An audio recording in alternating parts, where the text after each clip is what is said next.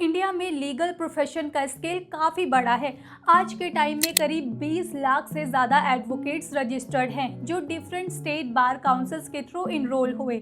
हर साल लगभग 60,000 से 70,000 लॉ ग्रेजुएट्स डिग्री कंप्लीट करके लीगल प्रोफेशन में आते हैं, लेकिन सभी लोग एक्टिवली कोर्ट्स में प्रैक्टिस नहीं करते या फिर किसी और करियर पाथ को चूज कर लेते हैं। इसीलिए डिग्री लेना और एक्चुअल लॉयर बनने के बीच का गैप समझना बहुत ज़रूरी है। सबसे पहले स्टेप है 12th पास करना।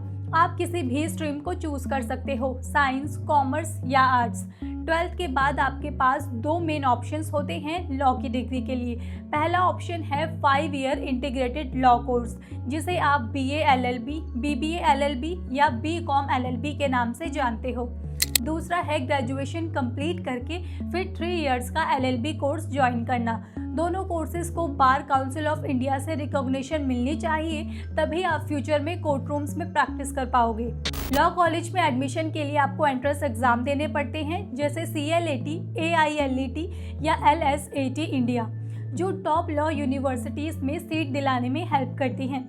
कॉलेज में आप constitutional law, criminal law, contract law और फैमिली लॉ जैसे सब्जेक्ट्स पढ़ते हो। साथ ही इंटर्नशिप से प्रैक्टिकल एक्सपीरियंस मिलता है, जो फ्यूचर कोर्ट रूम प्रैक्टिस में बहुत इंपॉर्टेंट है। LLB कंप्लीट करने के बाद आपको अपने स्टेट बार काउंसिल में इनरोल होना होता है।